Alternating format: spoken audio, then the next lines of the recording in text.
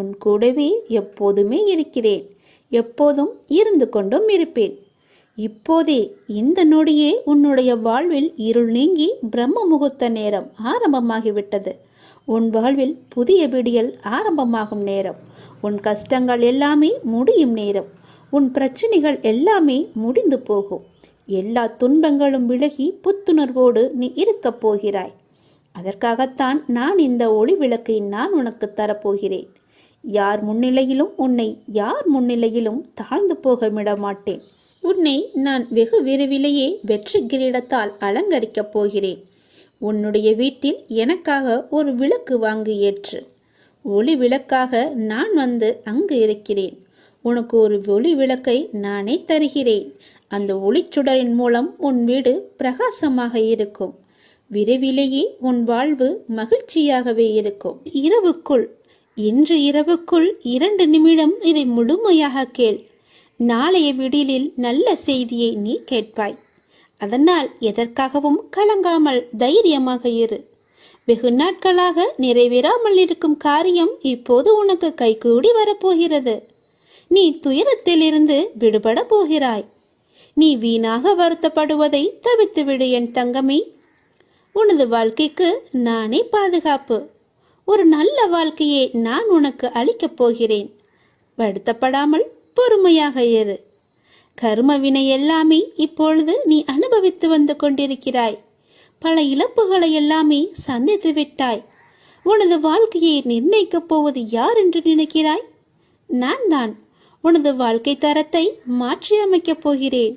உனது வாழ்க்கை முழுவதுமே என்னுடைய பொறுப்பாக நான் அதை ஏற்றுக்கொள்கிறேன். உன்னுடைய வம்சாவளியே நன்றாக இருக்கப் போகிறது. நீ கேட்கும் பொழுது உனக்கு நான் அதை அள்ளி அள்ளி தரப்போகிறேன். நீ எப்போது என்னிடம் வந்து கேட்பாய் என்று எதிர்பார்த்து நான் காத்திருக்கிறேன். இங்கு எதுவுமே நிரந்தரமில்லை. எதையும் வெளிக்காட்டாமல் இருக்கும் உன்னுடைய நற்குணம் எனக்கு மிகவும் பிடித்திருக்கிறது. நீ மிகவும் நல்ல பிள்ளை. உன்னை பாதுகாத்து கரை சேர்ப்பது என்னுடைய பொறுப்பு. தன்னம்பிக்கையை மட்டும் நீ இழந்து விடாதே. நான் இருக்கிறேன். உனக்கான இலக்கை நோக்கி நீ போய்கொண்டே இரு.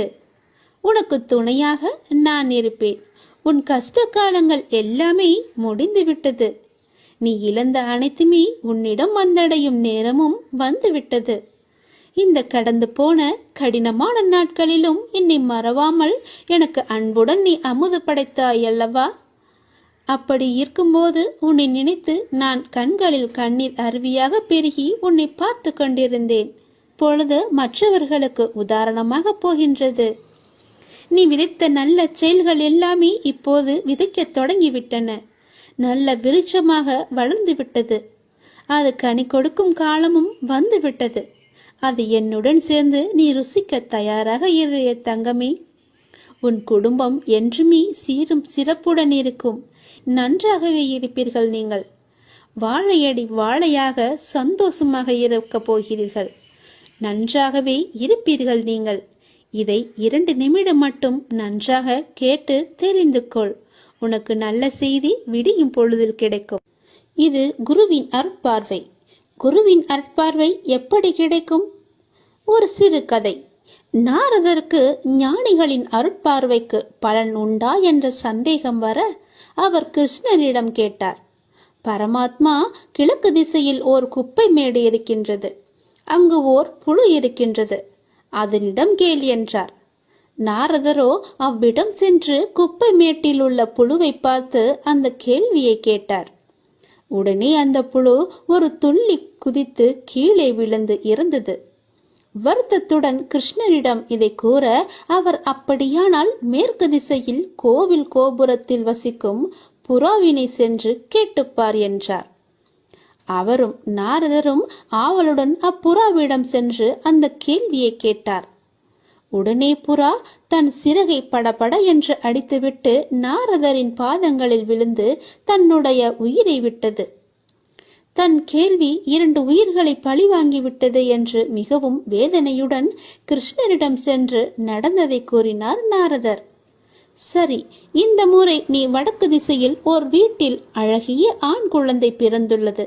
நீ அதனிடம் சென்று கேள் என்றார். முன்பு நடந்தது போலவே இம்முறையும் நடக்காது என ஆறுதல் சொல்லி அனுப்பினார். நாரதரும் அந்த வீட்டை சென்றடைந்தார். அந்த சீட்டை சென்றடைந்ததும் அந்த குழந்தையை பார்த்து தன் கேள்விதனை தயக்கத்துடன் கேட்டார் நாரதர். அந்த குழந்தை சொல்லியது, தேவரிஷியே, குப்பை மேட்டில் புழுவாக இருந்த என்னை தங்களின் அருட்பார்வையால் புறாவாக்கினீர்கள். புறாவாக இருந்த என்னை மீண்டும் தரிசனம் தந்து உயர் குலத்தில் நீங்கள் என்னை பிறக்க வைத்தீர்கள். தற்போது மீண்டும் எனக்கு நீங்கள் நேத்திர தீட்சை அளித்து என்னை தேவனாக்கியுள்ளீர்கள். இந்த 3 பிறவிகளிலுமே தங்களின் அருளை எனக்கு கிடைத்த வரப்பிரசாதம். என்னை வாழ்த்தி விடை கொடுங்கள் என தேவலோகம் சென்றது அந்த குழந்தை. நாரதர் இதை நன்றாகவே தெரிந்து புரிந்து கொண்டார். குருவின் அருட்பார்வை நமக்கு எப்படி கிடைக்கும், எப்போது கிடைக்கும், யார் மூலம் கிடைக்கும் என்று தெரியாது. நாம் செய்த நற்பலன்களின் விளைவாகவே நம்முடைய குரு பார்வை நமக்கு கிடைக்கும். அவர் மீது நம்பிக்கை வைத்தால் மட்டுமே குருவின் பார்வை நமக்கு கிடைக்கும். நாம் செய்த புண்ணிய பாவங்கள் கணக்கை வைத்துதான் நாம் செய்வது எல்லாமே நடக்கும்.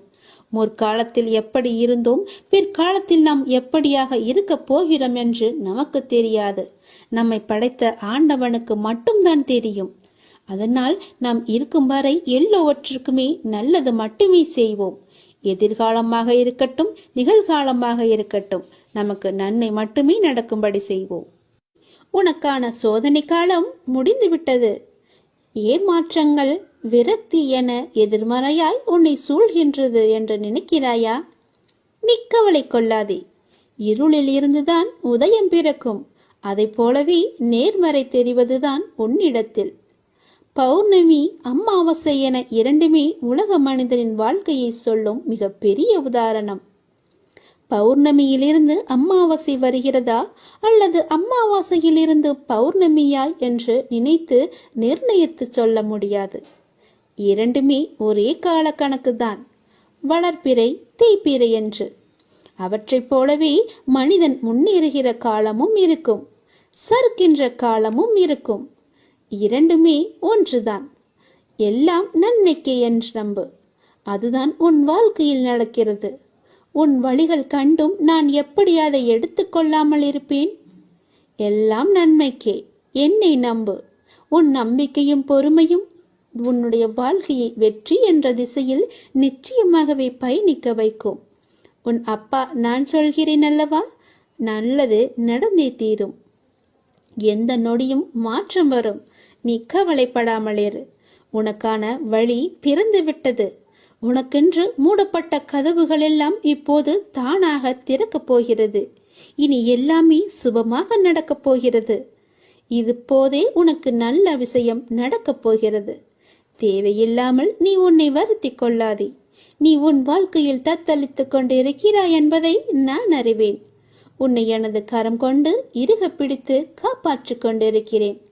இன்னும் சில நாட்களில் அனைத்தும் மாறும். உனது எண்ணங்கள் அனைத்துமே நிறைவேறப் போகிறது. எல்லாம் தவறாக நடக்கிறதே, என்ன செய்வது என்று நினைக்காதே. நிதானமாக யோசித்து செயல்படு. அவசரப்படாமல் பொறுமையாக இரு.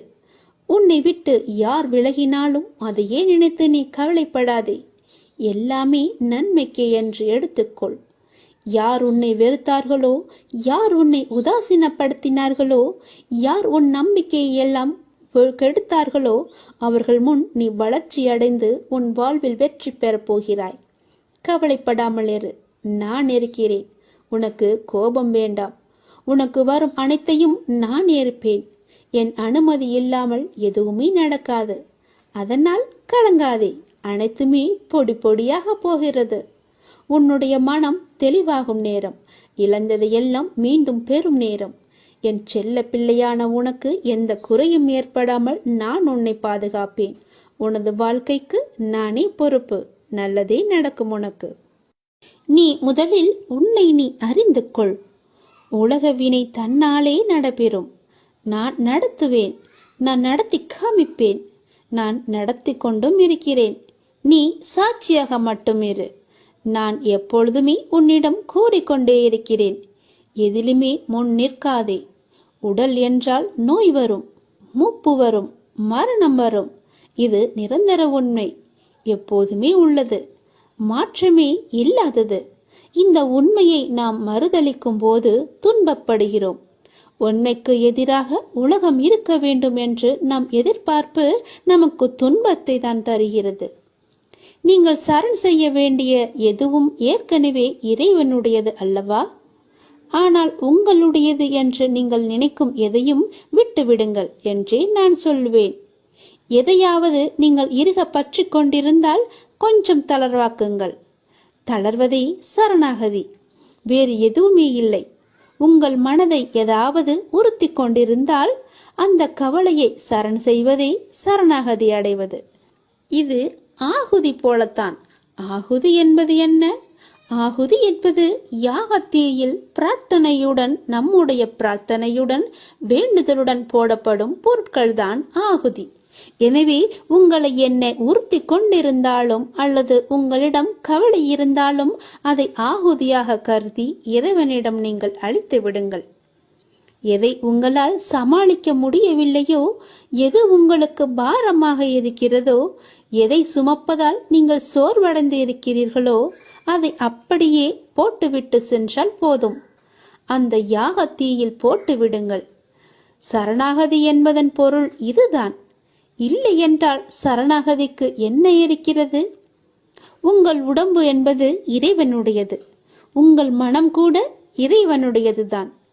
எல்லாமே இறைவனுடையது. ஆனால் இது உங்களுடையது என்று நீங்கள் நினைக்கிறீர்கள். எனவே எல்லாமே போகட்டும். இறுக்கம் தளர்ந்து புன்னகை செய்தால் போதும், எல்லாமே சாதாரணமாகிவிடும். எங்களுடைய கவலைகள் எல்லாமே இந்த யாக குண்டத்தில் போட்டு எரிப்பது போல எரித்து விடுங்கள். எல்லாவற்றையுமே கடவுள் பார்த்து கொள்வார் என்ற நம்பிக்கையோடு இருங்கள். விதியை வெல்லவும் அதன் பிடியிலிருந்து விலகி நிற்கவும் இரு வழிகளே உண்டு. ஆன்மா விதியால் கட்டுப்படுவதில்லை என அறிதல் ஒரு வழி. இறைவனிடம் முழுமையாக சரணாகதி அடைந்து நிற்பதுதான் மற்றொரு வழி. நீங்கள் எந்த வழியில் போகப் போகிறீர்கள் என்று நீங்களே முடிவு செய்து கொள்ளுங்கள். நான் சொல்வதை சொல்லிவிட்டேன். பிறகு உங்களுடைய முடிவுதான். நான் சொல்ல போவதை கவனமாக கேள். விதி கற்றுத்தரும் வாழ்க்கை பாடத்தை சரியான தருணத்தில் கற்றுக்கொள்ள நாம் தவறினால் அதே பாடத்தை மோசமான தவறான நேரத்தில் மீண்டும் விதி நமக்கு கற்றுத்தந்துவிடும். அதனால் புரிந்து கொண்டால் வெற்றி, புரியாதவரை பயிற்சி செய்து கொண்டே இருக்க வேண்டும். நாம் வாழும் இந்த உலகில் துன்பமும் துயரமும் எல்லோருக்குமே பொதுவானதுதான். அதை கையாளும் விதம்தான் வேறு வேறு ஆளுக்கு மாறுபடும். சிலர் முறையாக கையாள தெரியாமல் சோர்ந்து தடுமாறி முயலாமல் முடங்கி போய்விடுவார்கள். சிலர் நேரான வழியில் விடாமுயற்சி செய்து நினைத்ததை சாதித்து விடுவார்கள். ஆழ்கடல் அனைவருக்கும் ஒன்றுதான். மூச்சடக்கி மூழ்கினால் முத்துக்கள் கிடைக்கும். வலிமையுடன் வளைந்து வலை வீசினால் மீன்கள் கிடைக்கும். இரண்டையும் செய்ய முன்வராமல் கரையை மட்டும் தொட்டால் கால்கள் மட்டுமே நனைந்து ஈரமாகும். நம்பிக்கை என்பது உங்கள் கையில் இருக்கும் வரை வெற்றி என்பது உங்கள் கை கூடும் தூரத்தில் தான் இருக்கின்றது. எளிதாகவே தொட்டுவிடலாம். உங்களை நிராகரித்த இடத்தில் நிராகரிக்கவே முடியாத அளவிற்கு வளர்வதுதான் உண்மையான வளர்ச்சியின் வெற்றியாகும். சோதனைகளால் மனதை பலப்படுத்த முடியும். தோல்விகளால் முயற்சியை மேம்படுத்த முடியும்.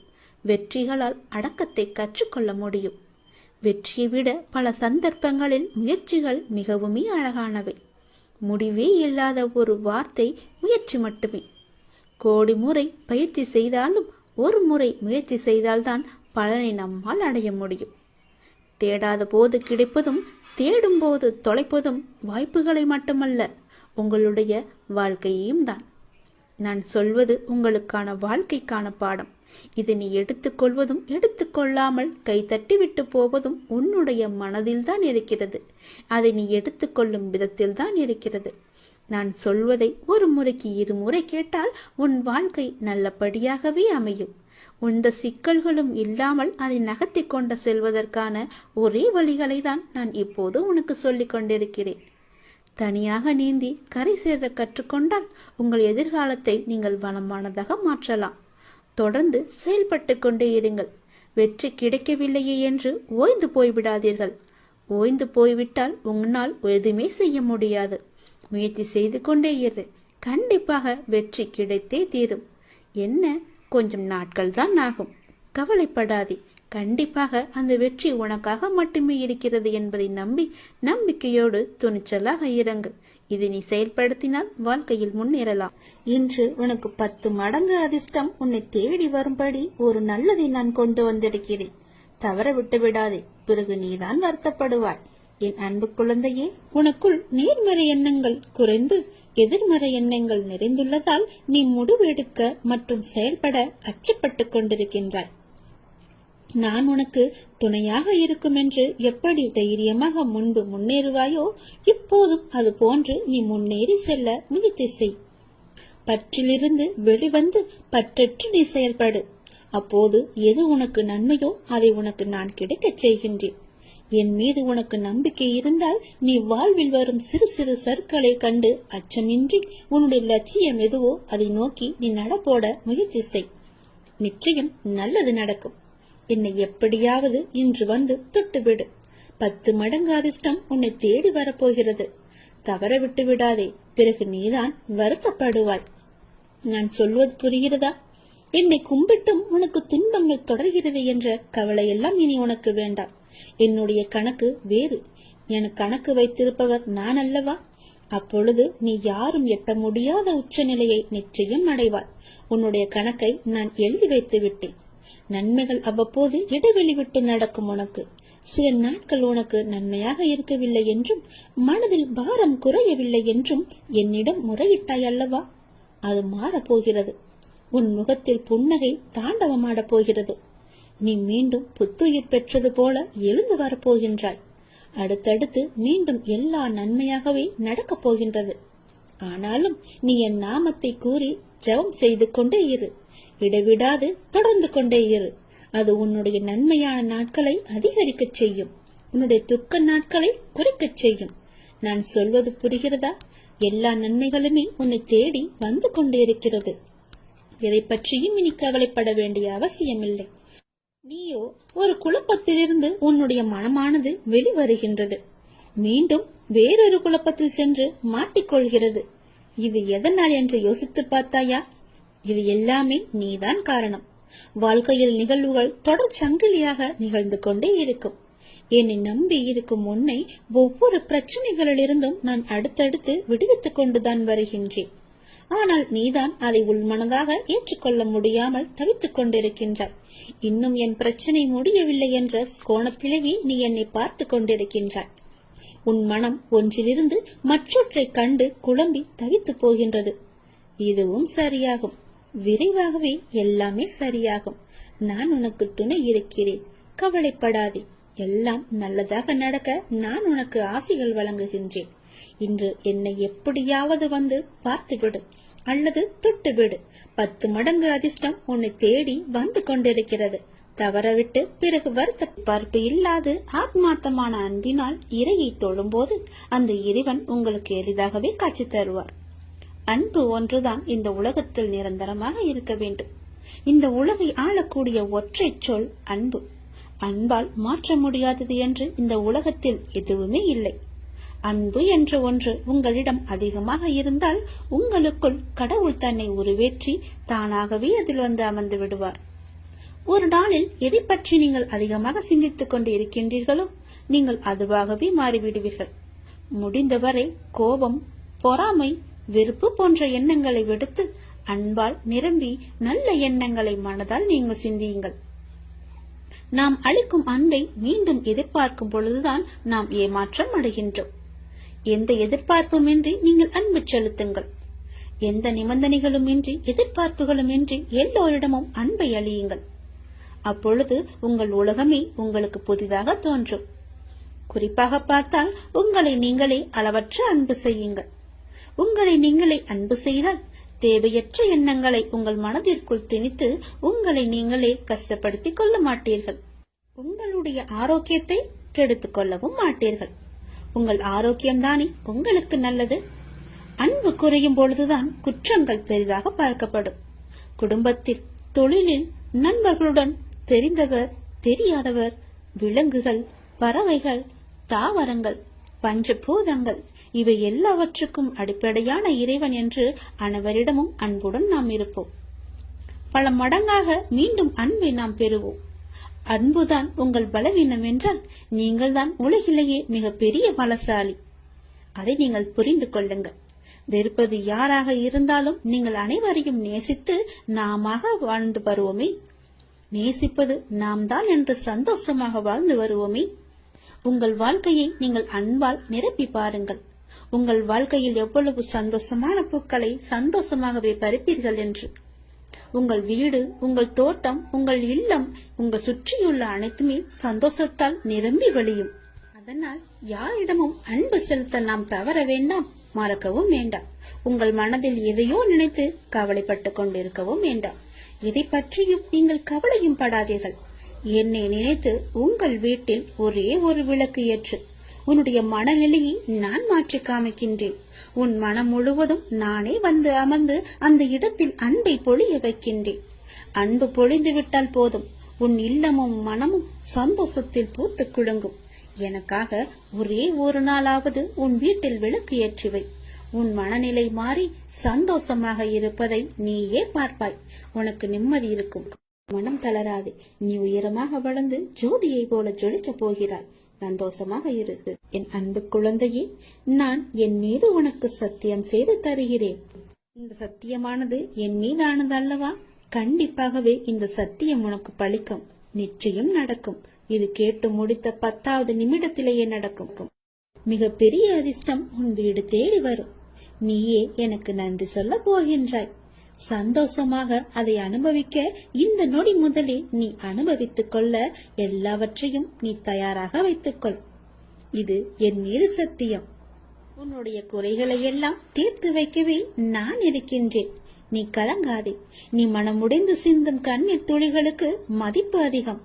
அதை இரக்கம் இல்லாத மனிதர்களிடம் நீ காட்டாதே. உனக்காகவே என் மனவாசல் என்றுமே திறந்து இருக்கின்றது. என்னுடன் உன் சுக துக்கங்களை நீ பகிர்ந்து கொள். என்னுடன் பேசும் பழக்கத்தை நீ ஏற்படுத்திக் கொள். உனக்கு இனி ஒவ்வொன்றாகவே நல்லது தொடங்க போகிறது. நீ பட்ட துன்பங்கள் எல்லாமே அனைத்துமே இந்த நொடி முதலே முடிந்து விட்டது. நான் உனக்காக வருகின்றேன். உனக்காக மட்டுமே நான் வருகின்றேன்.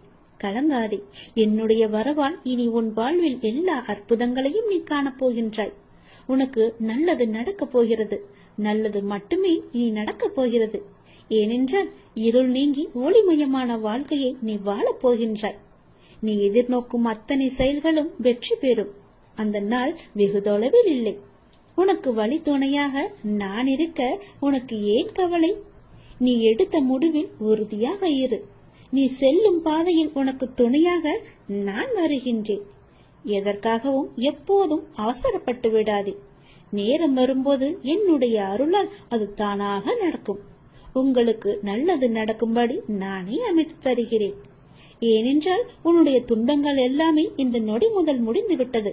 இன்னும் 10 நிமிடத்தில் ஒரு நல்ல செய்தி உனக்காக தயார் செய்து வைத்திருக்கிறேன். அது உன்னிடத்தில் வந்து சேர்ந்துவிடும். உன்னை நான் எப்போதுமே கைவிட்டு விட மாட்டேன். என்னை பார்க்கவில்லை என்று புலம்பாதே.